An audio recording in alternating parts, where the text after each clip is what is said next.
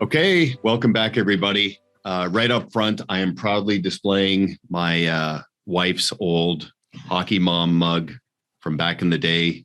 She was the ultimate hockey mom. Our kids are grown up now, but it's the playoffs in the National Hockey League, and I've made all my emotional picks for who I think is going to prevail. And yeah, very excited this time of year, but also excited because we're going to have a great conversation with Denise Logan. You can look her up, deniselogan.com. She is the author of a really interesting book called The Seller's Journey. I highly recommend that. She's got an incredible array of skills and value that she's going to bring to this conversation. So, Denise, how are you doing? So great. It's nice to be with you. And I'm glad you explained the hockey mom, because I was going to have questions about that. So you let us right in with it. You know, like we all, as we get a little older in life, we have these sort of sentimental ornaments that we keep. And this one takes me back. It transports me instantly to those road trips and cold drinks. And yeah, so it's a great symbol. I love it. The premise of this conversation, Denise, you have this great mindset and statement that we will all leave our business at some point. And the whole concept here is we want to do it on our own terms. And there's a dual track to this, because I am constantly reminding our clients, and these are high caliber fee-for-service professionals, that they are building an enterprise with immense value. And every investment of effort they make into that enterprise drives their legacy, it drives their personal fulfillment, and drives the eventual liquidity event that they're going to have themselves. But the more seriously they take it, the more relevant they will be to the ultimate client that is a business owner, in my view, and many people confirm that. But there are so many evolving needs and even unmet needs that exist in the life of a business owner, especially as they start to hit their stride and get closer to their inflection point. So let's jump right into that. Let's talk about the dual track and why a financial professional has to take their own exit plan seriously. And in the process, Denise, make themselves more attractive to business owners. Why don't we start there? Thanks so much. You know, Duncan, I do say we will all leave our businesses, voluntarily or involuntarily. When I hear someone say, if I leave my business, excuse me, or if I retire, I'm like, oh, that word is when, not if. Absolutely every one of us will leave. And for an advisor who isn't thinking about that exit, your clients are thinking about it, whether they ask you or don't ask you that question. I spoke at a conference in Austin in February of this year, and I was at the bar before, not right before I went on, but the evening before. And I was talking to an advisor who said he was in his late 70s. And he said, I know I should be preparing to leave my business. And I really care about my clients, and I want them to land somewhere safely. But when I look at how little I'm likely to get for my life's work, I just can't seem to say yes to letting go.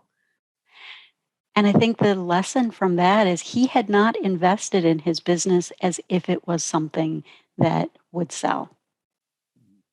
And what a tragedy for him and for his clients, because he's hanging on. He hasn't been investing in his business or in his clients because he's tired. He's worn out. And that mindset is a self-fulfilling prophecy, because it wouldn't take much in terms of tweaking and adjusting for him to amplify the value of that business. But obviously he's convinced himself that that's the way it is. Now, everybody listening in, I don't want you to be misled by Denise's soothing and calm demeanor, because she is incredibly direct, very strong, and I'm convinced, based on our initial conversation, Denise, like you said some things that were very eye-opening and thought-provoking, but You're not trying to put somebody in a mindset of, okay, you're wrong. You feel you're doing someone a disservice by not waking them up and taking this as seriously as possible. And just everybody, this is a very rare combination because Denise is a lawyer, but she's also a mental health professional, which I've never heard of that combination in one person before. So you represent the art and science of what it means to maximize a business and to get it right when it comes time to that liquidity event. Tell us how that all came about. Did you start as a lawyer or was it the other way around? I started as a mental health professional. And even a funny little beginning, I always wanted to be a lawyer. My best friend and I, when we were in elementary school, read every Perry Mason book that there was. And we decided that we were going to be criminal defense lawyers, and neither of us became that. But when I was in high school, the guidance counselor said to me, "You don't want to be a lawyer. Oh my gosh, if you're a lawyer, you are going to end up as a spinster all alone. You will never meet a man." I was like, well, I don't want that, do I? So I ended up going and getting a mental health degree. And partway through my training, I realized, oh, he should not be advising young women. And when you hear that story, you'll think I went to high school in 1950, but it wasn't. It was in 1980 that this man was giving that kind of advice. So my mental health training is in two interesting tracks that at the time I wouldn't have even been able to explain why I chose them both. The first is in work and financial disorders. So people who attach to their work and their money as the most important attachment for them. And the other is in thanatology, which is the study of death and dying. At the time, I was like, those are both interesting to me. At this later time in my life, I can clearly see how those come together. Because when we are moving away from our mortality and we're worried about end of life, so many times we're talking about money. So if you look at almost any article that shows up on, we'll say, MSN, the 5 mistakes retirees make, they are always about money. Those are not the biggest mistakes that people make around retiring. It is that they have no life on the other side of that. And yet, when we, especially as a profession, when we continue to focus exclusively on the money, that is what our clients will talk to us about. They are afraid of lots of things in preparing to exit their businesses. But if we as advisors and the investment bankers and the lawyers and the financial advisors are all in some ways guilty of this, if all we talk about is the money that they will receive, they will not share with us the other emotional fears that have them stuck. That is so good. I didn't even really recognize that those two areas of expertise were actual things, but now, of course, they make so much sense, especially with demography and those forces picking up steam. It's interesting. You were asking me earlier about always on, and I mentioned Jim Rohn said, always work harder on yourself than you do on your job. And I have to think that what you were getting at there, people fixate so much on the money, as they should, but maybe sometimes to a fault where there's some collateral damage because there's so much fear I won't have enough, fear I might outlive my money. And as a result, there is this anticlimax on the other side where not only are they not well prepared to live a full life after they've retired, but maybe they've even put so many things off while they were trying to get to their number leading up to that point. But what I was trying to say there is Jim Rohn also said that it's not just what we earn that makes us valuable, it's who we become. And so I have to think that what we're going to get at here is just making sure there's balance in our own lives, but also we're provoking a conversation with our clients to ensure that they have balance, not just in terms of their net worth, but in terms of their worldview and the quality of their life. And for ourselves, right? We model that. I often say to business owners from the stage, you know how you choose the best advisor? Look, technical proficiency and investment ability is the bare minimum, Mm-hmm. right? Clients assume that you have that. What makes the difference is, can you, as an advisor, walk this path with your client? And some of how you get prepared to walk that path is, do you know what your exit strategy is?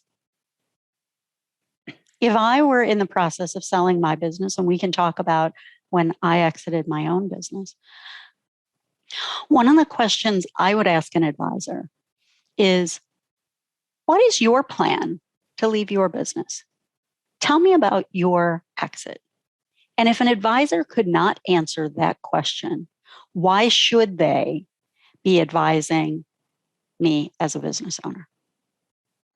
If you haven't prepared for that and thought about that yourself, how are you prepared to help me navigate those obstacles? You know, it's interesting. Tom Stanley, who wrote Marketing to the Affluent and The Millionaire Next Door, he said, when you meet a financial advisor and that advisor asks you for your financial statements, ask for his too. Ask for hers as well, just to make sure that there's this sense of congruency. So you're basically going along that same line because that's part of the fit process. Philosophically, do we see the world the same way? So it's not just that I trust your technical ability. Yeah, you know, the world is changed more by our example than our opinions, right? So a fee-for-service professional is very proficient at giving opinions, judgment, but it adds so much credibility when they can show their own example, what I've done myself.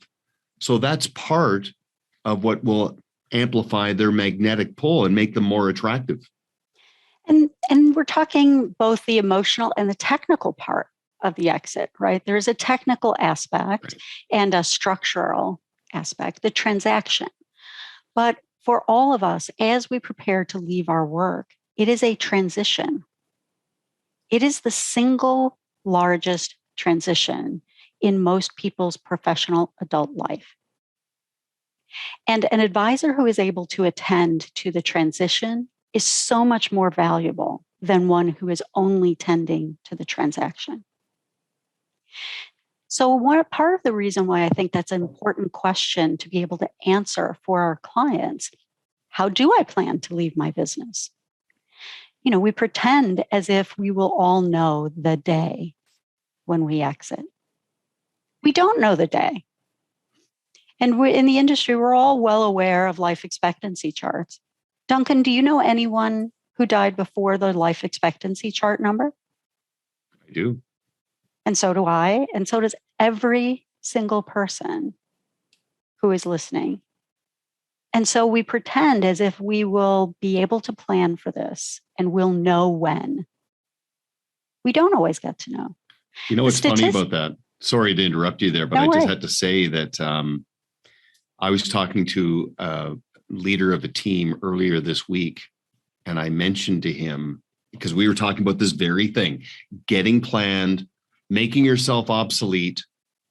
So it's not the David show, right? You've depersonalized the business. The clients are really bought into the practice and the process and the bench strength and all of that. And you just happen to be the person that oversees it all.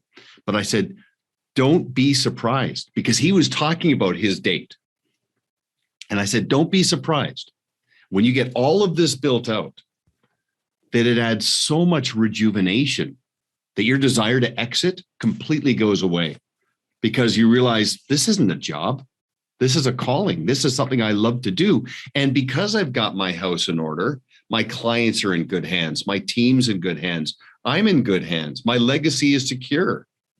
wait a second, I love what I do. So it's to your earlier point. I mean, it's not this sort of gradual, I'm going to die at my desk and I'm going to, not really enjoy the ride. It's just inverting it, flipping it, getting everything in sync, and then seeing what it activates in terms of one's fulfillment and purpose. I wrote a column last year called, "Is Dying at Your Desk Tragic or Noble?" You might imagine how I come down on the side of that, but it really looks at, we think we know when we will exit. What if your spouse is ill and you need to care for your spouse? What if you're just burned out? I mean, this is what happened for me. So I was a mental health professional. Eventually, I did become a lawyer and I practiced law. I built a significant sized firm and I was burning out. And everyone I talked to about the burnout, I was in my late 30s. Everyone I talked to about the burnout said, "Oh, just go on vacation, buy a new car," right? All of the things that we think will somehow cure this burnout. But it didn't work for me. And I ended up making a super ugly, choppy exit from my own business in my late 30s, at a time when probably advisors would have said to me, "Oh, you know what, we can just build this up and make it something bigger, and you can have a bigger exit if you hang on for 5 more years." I didn't have 5 more years in me. So I exited. I got rid of my house and bought a motorhome. I ran off. That's a whole story we'll have separately over a beverage sometime. But I traveled. I thought it would be 6 months to clear my head and figure out what came next. And it turned into several years where I traveled all over North and Central America. Super fun. But I came off the road and joined a friend's business who was preparing it for sale. And over the next 10 years, we took that business to the market 3 times, and he could not let go. Mm-hmm. And I left and did a research study about why we get stuck. So here I was, I waited too long and was ready to give my business away. And he went too early and was not able to let go. And what I saw were a whole variety of reasons why owners get stuck. And this applies to our advisors. I mean, even if you are working for someone else, you will leave your job at some point.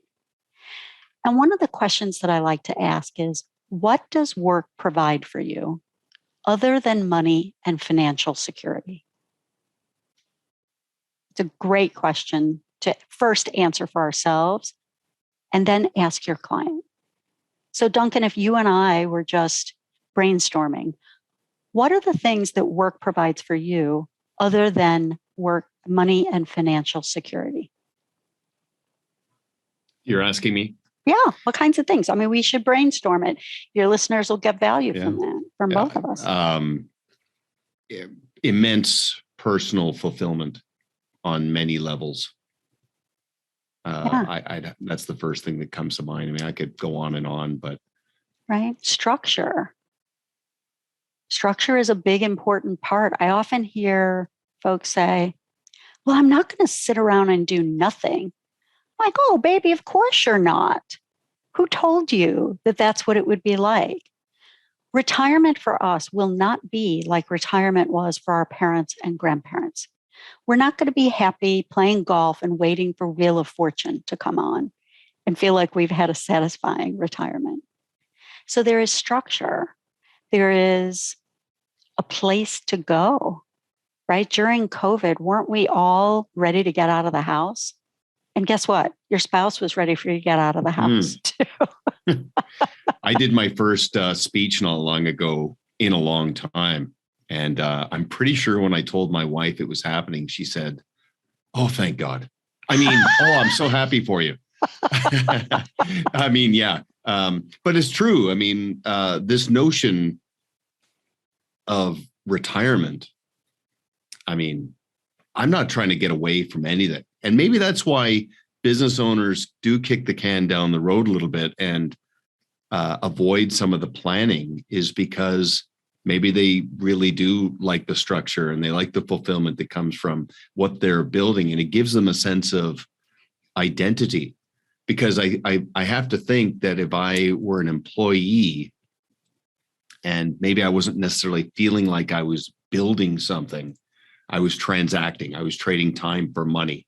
I had financial security because of my job, but it didn't activate a deep sense of purpose, then maybe I would want to get away from that at some point and go do something else. But my view is, I mean, you can only golf and garden so much. I mean, we're given this immense blessing to contribute to the world, and it's like alchemy on so many levels.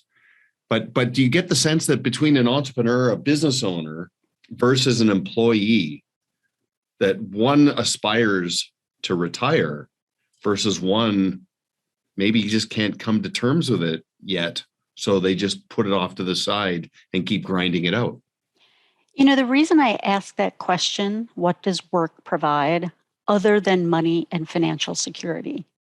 And I'll tell you, I typically will keep poking until we get 15 distinct answers to that question. 15. 15. And here's the reason. The first ones that come are the ones that we've talked about, right? Because they're even a little aspirational. But we are getting so much from our work: friendship, intellectual stimulation, the thrill of the chase, the close, power. The things that come in the last 4 or 5 on that list are the ones that will derail our exit, because those are the ones that are hard to even admit to ourselves. So let's just assume that I had a conversation with someone the other day that was fascinating. Father and son owned business, and the father is refusing to leave. And they're in a little bit of a power struggle. 2 interesting things happened. One, the son said to the father, "Come on, mom has been waiting to travel with you forever." And I said to him, "Does your dad like to travel?" And he goes, "No, he's a crazy homebody." Can you see how he might stay stuck in the business because that gives him the excuse to not have to do something he doesn't want to do? The other thing that was fascinating that came out in the conversation is the father is kind of a bully. Guess what? He gets to bully at work. Where else will he bully? And, we're using some of the less favorable traits, but we get a lot of things from our work. Getting really clear about what those are help us, because getting a big old sack of cash, whether it's an employee retiring or an employer or a business owner leaving, getting a big sack of cash does not make those needs go away. So if friendship is one of the things that you get at work, because your employees and customers and clients and suppliers are all your friendship circle, where will that get met outside? As advisors, if you're able to do that kind of deep work with your client, even just asking the question and getting those, keep going and offering up your own answers to that as well. So you can say, oh, well, here's something I get from work, and here's how I'm planning to get that need met. We can help our clients get those needs met, and they will retire. They will exit their business. But what keeps them stuck are things like, who am I going to hang out with? I'm going to be all alone. But they won't share that kind of information with us as their advisor unless we are able to have those conversations with them. And I think one of the key ways to be able to have that conversation is to do this work for yourself, which comes back to the premise, always on. Are you working on yourself? Do you know what these elements are for you in your business and how you're going to get those needs met elsewhere? so that A, you can have a successful exit and a good life on the other side of your business. But even more importantly, it makes you able to be the trusted advisor for your clients. We bandy that phrase around so much, trusted advisor. Are you doing something different than everyone else? Or are you just saying you do? Are you showing up in this way with your clients in ways that really, truly matter? Denise, I want to jump ahead to the end for a second and then come back to something, but you have a vast archive of content. You mentioned that article that you wrote about the tragic or noble aspect. Is there content available that a financial professional can use of yours and repurpose it as a tip of the spear to open the conversation up with their clients, to get them to really take this panoramic approach to planning seriously? Do you have that available? Yeah, I have so on my website, I have tons of articles that are there that are, interestingly, often I write from both sides. Here's what your client is experiencing. Advisor, so are you. Okay. And here's what your client is experiencing. I think being able to toggle back and forth on both sides helps us to be skillful. I think it's also useful for our clients to understand, we do this bizarre thing, Duncan. We do discovery sessions with our clients, right? They're sitting across from you and you have your list of questions, ask. When do they get to know us? When do they get to feel like they are in conversation with us? One of the tools that I use for that is called the Legacy Dinner. It's a 2.5 hour facilitated dinner conversation that is designed to deepen and build trust and connection with your clients or your circles of influence. Because every one of us has an array of people who we know. But do you know them? Clients choose advisors because we have the old saw, know, like, and trust.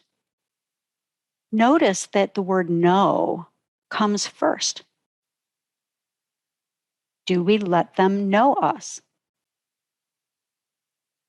And the dinner is set up as such a fascinating, deep experience that happens. It's for an advisor and 10 guests over dinner. And each of the guests is given an invitation, a special invitation to join us for dinner. And they're told, please come prepared to answer this one question. If I could take on the life of any other person, living, deceased, or imaginary, who would it be and why? Right away, when they receive this invitation, they're like, oh, this is different. This is not come to the steakhouse and hear the economist talk. This is something real. And the advisor will also be participating in this beautiful facilitated dinner conversation. And guests show up, before they even come, they're talking to everyone they know about this dinner because they're saying, I got this invitation. Who should I be? Who would you be? They're already developing connection before they even come in the room. At a dinner that I hosted last fall, one of the guests said, I would like to be Wile E. Coyote. I was like, Wile E. Coyote? Tell us more. And he had 3 reasons. The first was Wile E. Coyote is single focused. He knows exactly what he's after, that roadrunner, and he is never pulled off course. Reason 2, Wile E. Coyote has unlimited resources. He could clearly go to the Acme store and buy anything he wanted. And reason 3, he's immortal. And Duncan, each person's who they show up wanting to be and the why tells us so much about them, but the conversation goes deeper and deeper over the 2.5 hours of dinner, so that when your guests leave the dinner, they're walking away saying, I have to tell everyone I know about this dinner, and they have to meet Duncan. And this is about getting to know our clients and to open with them. You can tell relationship is important in my worldview. Well, and with everything that we've collectively gone through in the last couple of years, I think that sense of belonging has been disrupted, and there is a longing to get back into that. So it sounds like a great environment. I do want to come back to that because that sounds like a very thoughtful, unique activity that in and of itself will bring value to the client community, but probably also has measurable impact on productivity. But I will come back to that because it's funny. I've got a bookend story to tell you that. Oh, good. Connects to I'm that. so glad. Back to the content for a second. Yeah. So I'm a big fan of content marketing, and just to do some sifting and to let people raise their hand and say, you know what, this resonates with me. I want to pursue this. So I'm going to suggest that everybody go to deniselogan.com and go through the archive and then bring some of that value, because we all, endlessly talk about being a goals-based planner and using form as the framework, and your technical ability and bringing in speakers to talk about core competency and asset management strategies and philosophy. That's all, it's expected. But when you round it out with family, occupation, and recreational drivers, it activates a conversation. And it's interesting, we're all trying to make sure we're not up against red line. We're plateau avoidance. We're always trying to find that next level of, that best version of ourselves, and also prevent some anticlimax on the other end after we achieve some goals. It's like, you climb Mount Everest, you get to the summit, and it's like, okay, now what? I got to get back down, and where do I go from here? I mean, we want to make sure that achievements are very, very meaningful. Kurt Vonnegut, a great author, he said, make sure as you go through life, and I'm paraphrasing, as you go through life, don't trivialize the little things, because you get to a point in your life eventually where you realize they were the big things. And we get this tunnel vision. That's my goal. But along the way, so key just to look around and savor what's going on. I want to come back to business owners for a second, because I am one, and you got me thinking, because I love my team, quality people. I am starting to wonder, because we're very, we have a pretty athletic environment here. Ping pong table, pool, darts, pickleball, golf. You sound like a venture capital firm now, Duncan. Well, yeah, I mean, I just want to keep moving, right? But Yeah. I'm starting to wonder if they're letting me win, and maybe after our eventual liquidity event, maybe that'll stop happening, because I do like playing. But I have to think that part of a business owner's mission gets amplified when they want and craft out a plan to enable employees to participate in the exit, right? All ships rise, and we're in this together, and we're all going to benefit. But along the way, I got to think that amplifies culture, buy-in. From an HR perspective, I'm not asking you to trade your time for money. I want you to contribute to building something, and we'll participate. I've got to think that that's an important piece that a business owner has to factor in for their team. Oh, gosh, you've hit on something. We have so many good threads going here. I can tell we're going to have another conversation. But yep. I saw something, there was a post recently on one of the social media sites about why business owners should keep it a secret from their employees when they're exiting. Oh, for heaven's sake. What are we talking about? And, this particular advisor who was giving this advice, and I've heard it tons of times. Oh my gosh, you can't tell anyone. So a couple of things happen when we're keeping secrets. Number one, there's this myth of the self-made man or self-made person. We are not, excuse me, we are not self-made. We have employees who helped us grow something. And so this particular, I didn't get involved in the social media post. I just was stewing about it on my side and wrote a post that'll come on my own because I don't want to discount that person's opinion is their own. Mm-hmm. But our employees are not commodities. They're not chattel that we're selling off. And the premise was if my employees know, they might leave. Well, shouldn't the new owner also know that your employees would leave? Where are we in this place of deception and hiding and keeping things from each other? But there's an even greater reason other than our own integrity piece. When you are holding a secret, it trips off the fear sensor in your brain. Have you ever been in a situation? I'll give you an example of this. You're planning a surprise party for someone. And then you're out with that person and you wonder, do they know? Oh my gosh, do they know? What was that look? Do they know? All of that is going on, tripping up your own fear, which emotionally is resonating through the space and scaring the other person. Anyone who thinks their employees don't know that they are selling their business is a fool. Our employees, just like our children, know so much more than we ever think they know. And in my workshops and when I'm speaking on stage, I do a piece about how fear shows up in our brain. Do you want to walk through that? Sure. And this is in my book as well. But so imagine your hand as a representation of your brain. The thumb is the amygdala. It's the fear sensor in our brain. It's the oldest part of our brain, always watching. It's a helpful part, but it's a little bit stupid. It can't tell the difference between real danger and perceived danger. So it's always scanning the environment, looking for danger.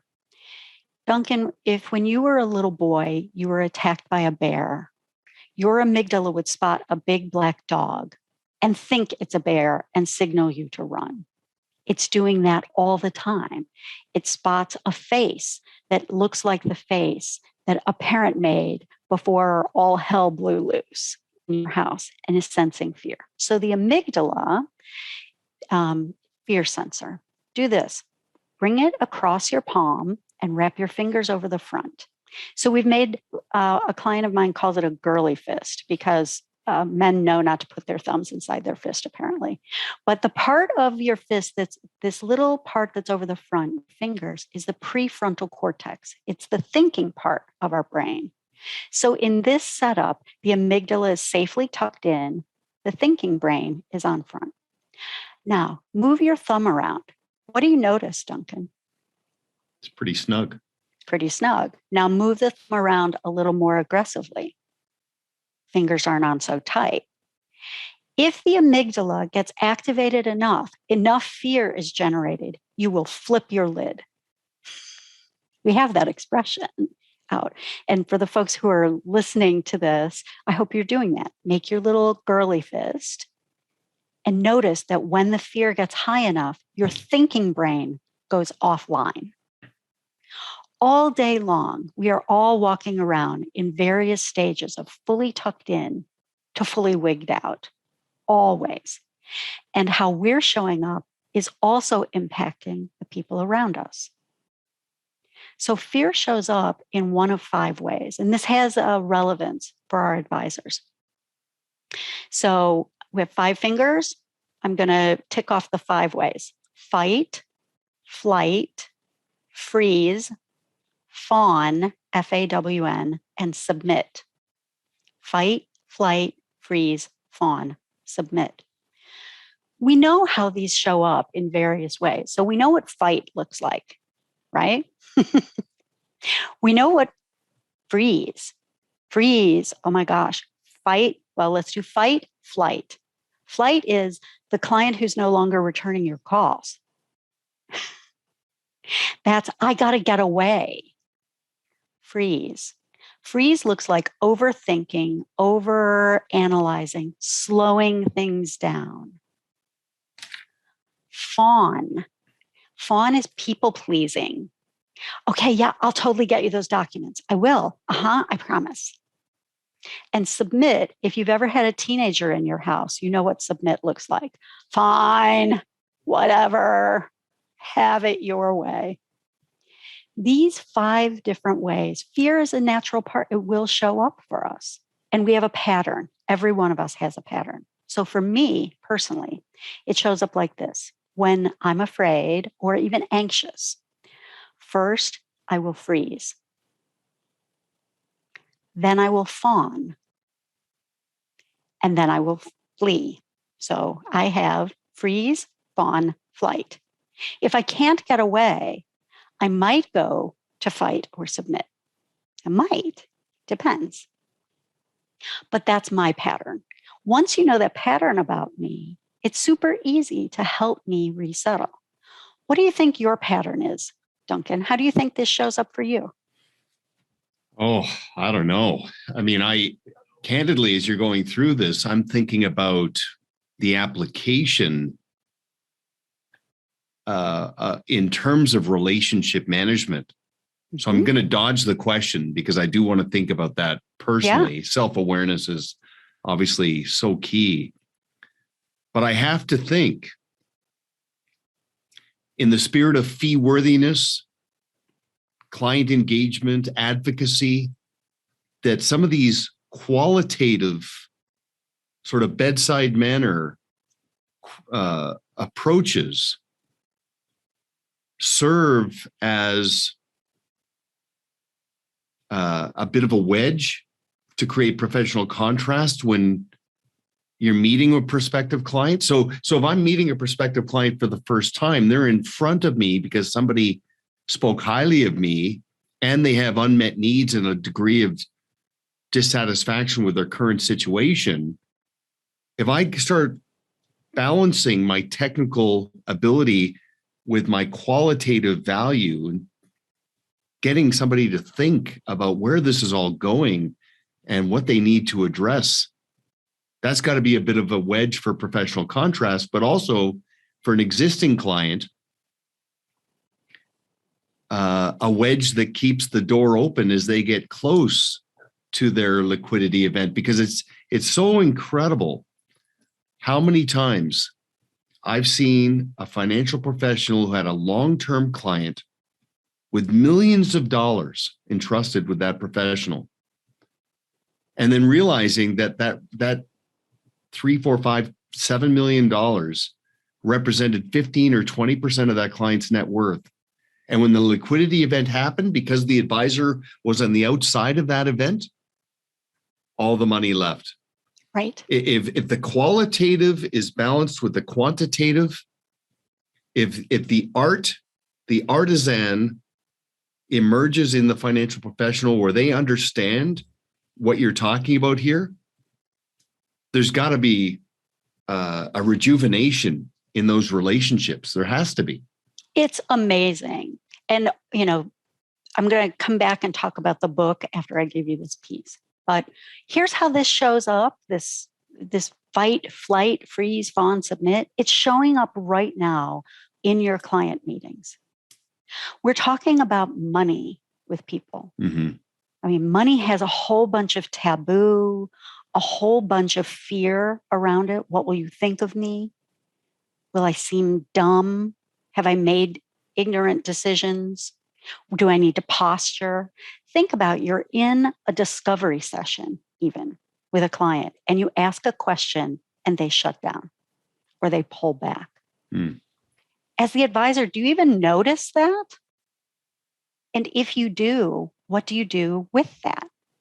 This little tool, I call it the handy dandy tool, right? Because we're talking about using our hand. And it's a visual representation. And it's all, there's a piece of it in the book that's fun. Being able to just do this with a client or a prospect early on, it gives us language to talk about what just happened, right? The amygdala is referred to as the lizard brain. Sometimes I'll just say, oh no, the lizard's running the show right now. It brings a small amount of humor in, but we're giving a framework for our clients, right? I ask you, how does this show up for you? And it's fine that you didn't answer. If we were in a client meeting and I did this, right? And I would lay this out and I would tell about me first, right? Transparency. This is how it shows up for me. I would ask, let's say we have a couple. I might ask one and they'd say, I don't really know. I might turn to the spouse and say, how does this show up for your husband or your wife? Because if I ask you this, Duncan, we're not going to expose your wife here on the show, but if I ask you, how does this play out for your wife? You would be able to spot it. You'd be able to say when an argument comes or when she's afraid, this happens, this happens, this happens. You would see the pattern.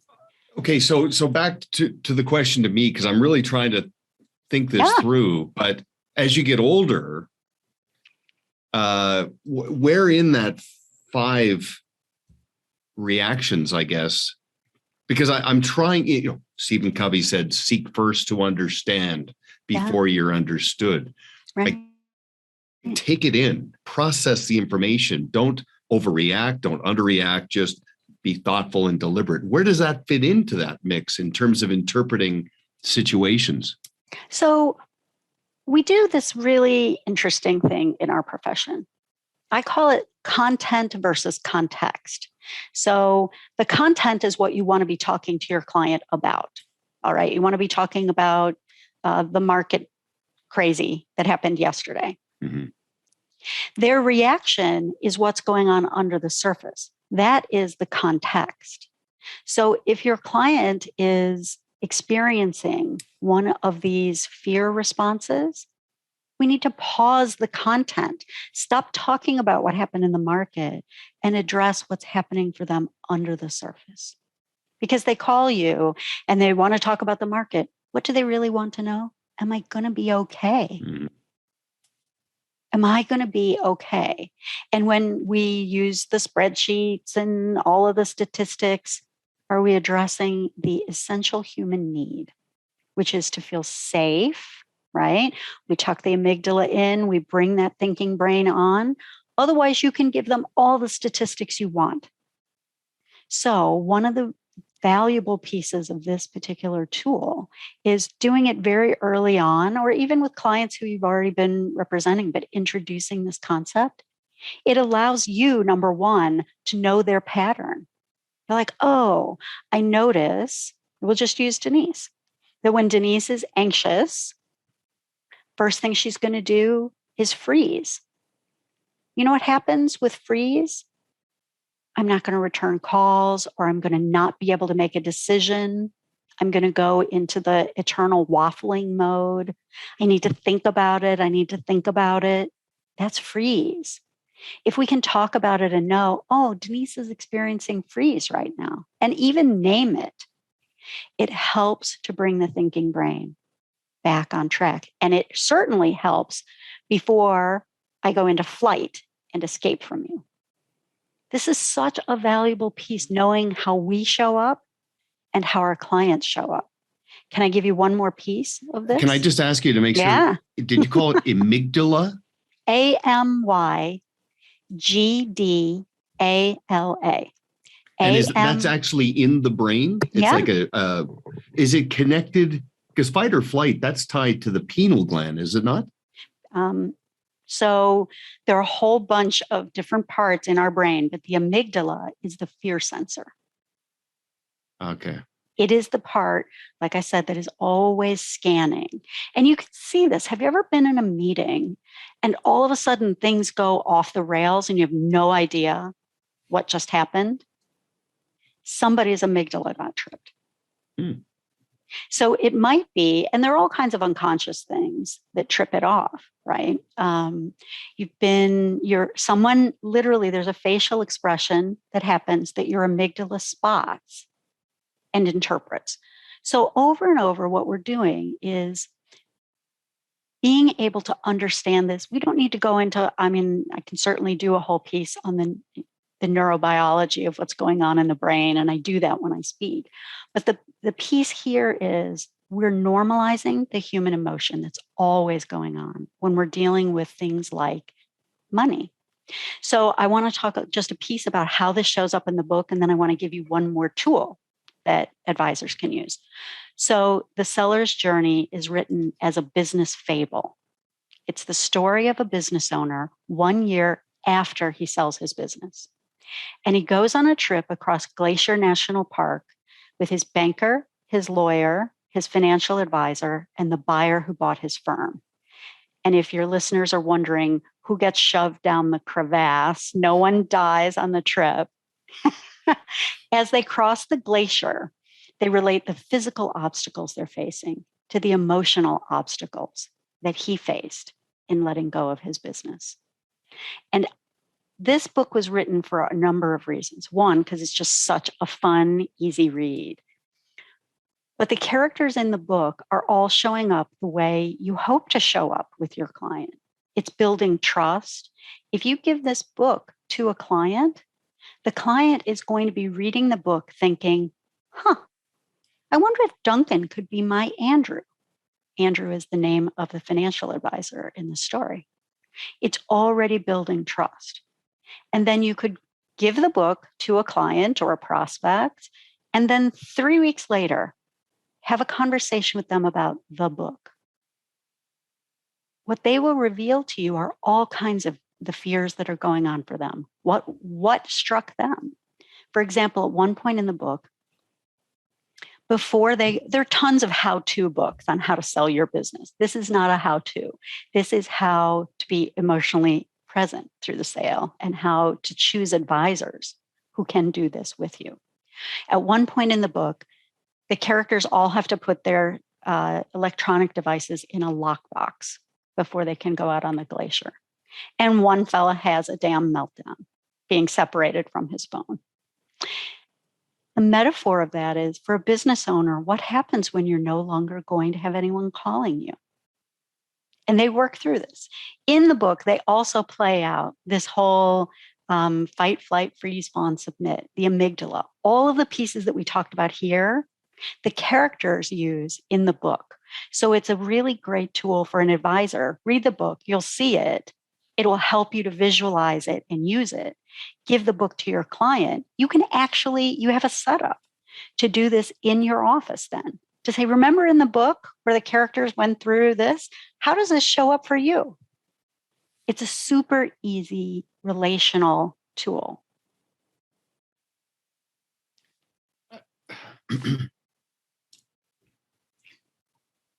One of the first books I read as I got into business was Think and Grow Rich. Yeah. And as I started to understand this space, I started saying to my clients, you think for a living. You're a fee-for-service professional. You think for a living.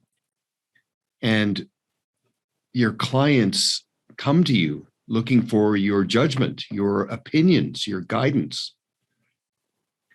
But what I'm learning here is taking situational awareness when you're in front of another human being to another level, being able to understand and interpret fears, aspirations, apprehensions, anxiety. Michael Youssef had a great quote. He said, an opinion is something you hold. A conviction is something that holds you. So what I'm hoping comes out of this is a deeper sense of conviction that what a financial professional does and the value they bring. You know, Jim Bowen calls it the noble profession. I mean, the shadow you cast is so substantial. We are in such an intimate relationship with our clients around their money. And especially thinking about an owner who is about to let go of their business. It's not a mystery why owners refer to it as their baby. Mhm. It is not a mystery. And sometimes I hear people say that mockingly, like, oh, they think it's their baby. Yeah, it is. And they are being separated from something that has created identity, right? One of the pieces, so I did this, and I've done this with a bunch of advisors. We do something I call the fireside chat. And that can be in person, it can be virtual. But the fireside chat is an intimate conversation with the advisor and me. And the setup is it's almost like your audience it's as if we're in a coffee shop and they're at the next table overhearing us talk about these very things that we talked about here.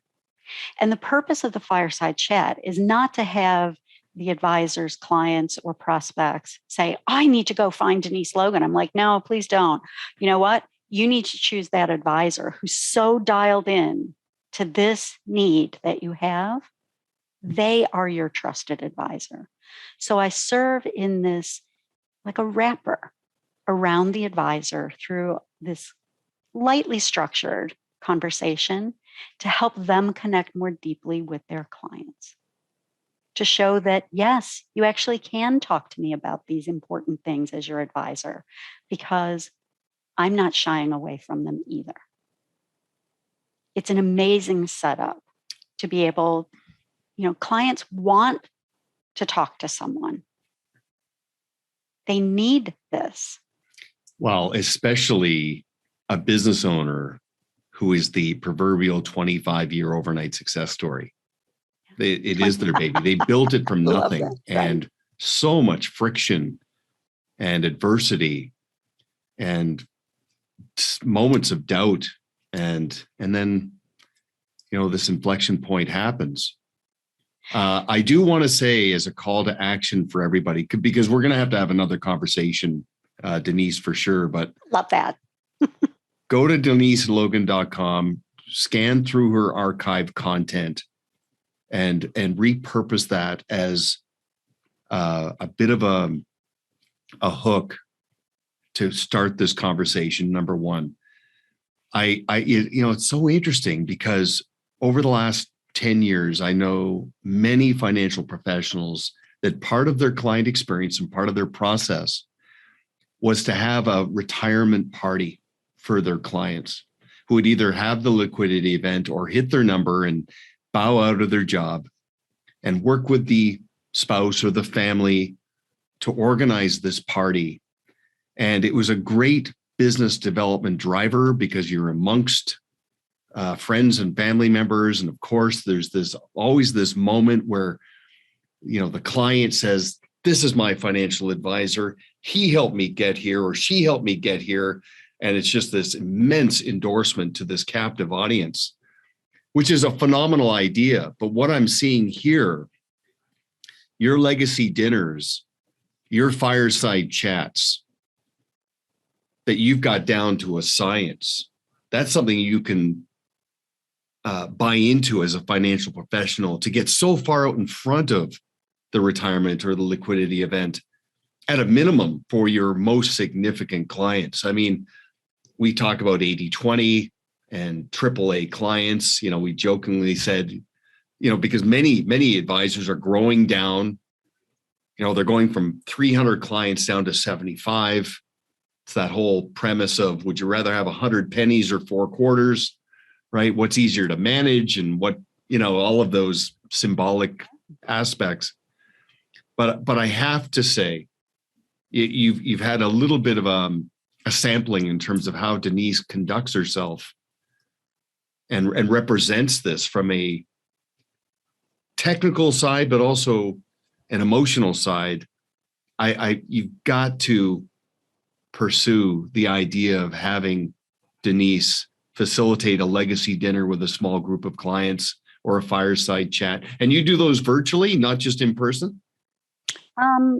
The legacy dinner is an in-person event. The fireside chat can be in person or as a virtual experience. Okay. And they can get that information off of DeniseLogan.com? Yeah. And then you've got financial professionals that have used the seller's journey, the fable, as the door opener, the wedge to open up the conversation. Absolutely. And you can white label the cover of that book. So it has your logo on it. So there are a whole array of ways to be able to use that book. Think about, everyone is chasing the owner who's just about to have their exit. My view is you want to have the relationship deeper with that owner, because the investment banker or the business broker who's handling the sale of that business, guess what? They are also looking to capture that money. So an investment banker is handling the sale, big windfall. Their wealth management team would like nothing better than to scoop up that AUM. Oh, yeah. You know how that doesn't happen? You have a relationship with the owner. Deep. Absolutely. This and is a not, relationship with the value-added support team, like all the other service providers engaged in that. So it's not blindsiding. They're involved. Correct. Like the legacy dinner is ideal to use as a relationship cultivation tool with your circles of influence, your centers of influence. If you think of that, right? If I were to ask you, Duncan, how many lawyers do you know? Oh, good grief. Maybe too many, right? Too many. And a huge array. But if I asked you, Duncan, I need a lawyer, how many are you going to give me? 1, 2, maybe 3. Yeah. The legacy dinner is designed to put you in that 1, 2, or 3 role with your circles of influence, because they know plenty of financial advisors. How do you distinguish? This is one of those difference makers out in the world. And so if a financial professional is striving to shift from being a generalist to a specialist and narrowcast instead of broadcast, go deeper and create a reputational equity that I am the go-to for business owners approaching and executing on the liquidity event, engaging all of these other service providers, you've got tools that can help somebody put that all together? Absolutely. And, Tom Deans, who was a guest on your show a while ago, made such a really great point. If I were to look at your client list and you have all different people, that's one business. If you have all of the siblings and children and multi-generational people staying with you, that's a real business. And what we're looking for is, what are all of the ways that you can bond more deeply with your clients in ways that the family knows you, so that when mom or dad dies, they're not like, yeah, I'm going to take all that money and move it to my college buddy who's just getting his practice started. No, you know them, right? I did a legacy dinner at a family governance meeting, which was so amazing. A way to really deepen with the family, but also because the advisor is participating in this dinner, you're not in a discovery session where you're like sitting on the side, checking boxes. You are participating. They are also knowing you. This is the relationship, the mesh that holds relationships together. And the side added bonus of this that I think is just super fun is it's changing you. It is changing. I love that dual track. I love it. To do this work. Yeah. You can be technically proficient, and you must be. But do you care about your clients as if they were your favorite uncle? And oftentimes I'll hear advisors say, well, I don't really know how to do this. I stay away from those pieces. I'm like, staying away from it causes harm. When we only treat people as if they are a number, they feel it. They feel it. And your legacy is being made as well in the way you interact with your clients and your peers and your circles of influence. It's interesting. I've got a service provider. I know I'm not his biggest client. I know it. But he makes me feel like his favorite client. based on the way he conducts himself. And it's interesting because in this abstract space, I'm constantly asking people, what do your clients trust specifically? What do they trust? And more often than not, what they end up describing is they trust you, the person, which is a phenomenal foundation. But build on that. Make sure the clients trust the practice and the process as much as they trust you and your people. And what you're talking about here is just opening people's eyes about your capabilities now and in the future, the degree that you care, but you've also got the goods. Like you've got a process in place that will put all these pieces together. You have a practice that'll create a client experience, and you're a good person.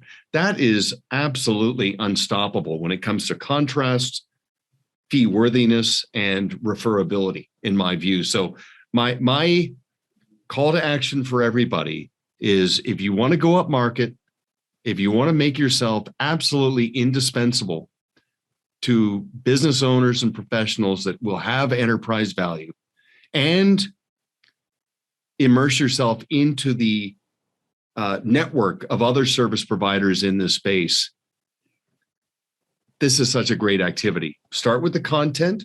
Talk to Denise about the fireside chat and the legacy dinner, and start stirring that pot. It's going to serve you well. It has to. It's going to change your life. And not to overstate it. No. But it's such a. Again, I'm going to quote another Jim Rohn. He said, the best way to take care of your clients is to take impeccable care of yourself. So there's a 2-for-1 here. You make yourself more attractive. You get your own house completely in order, and you're activating an ability to attract really attractive clients. It's such a great, and propel you to self-actualization, that best version of yourself. I mean, I just love everything about this. So, and I am so pleased by the way you position it and represent it, because it's, you've got the core competency, having that lawyer, just that the way that you're wired, but also having that mental health perspective. I go out of my way when I'm talking to our clients. I ask them, I said, tell me how your relationship with your best clients have changed in the last 2 years. Just tell me that. And there's a bit of a pause, but when I hear somebody say, the relationships are deeper, they're bearing their soul to me, they're really opening up to me on another level. Like, I thought I knew them, I really know them. When a client asks me if I know a therapist who can talk to their teenage son, or if I know a marriage counselor, or if I know a great trainer, like they're asking questions that really speak to, I'm trying to just figure things out a little bit further. And it just confirms money's a means to all those ends. So I don't know. You're right. I mean, some people just want to stay in the lane and make sure the statements look good, and that's fine. But I think there's an opportunity here to go a little deeper and strengthen relationships further. And I think this is an absolutely impeccable way to do that. So we've been carrying on now for a little over an hour. It's been fantastic. We're going to have to go deeper and have another conversation, but DeniseLogan.com. Go to that site. It is a very, very nice, clean, intuitive site. And think about that book, The Seller's Journey, as something for yourself, but also something that you can make available at a minimum to your favorite clients that this would resonate with. So, Denise, I just want to say thank you very much for your time, and I look forward to round 2. It was such a pleasure. Thanks so much for having me, Duncan. My pleasure. Thank you.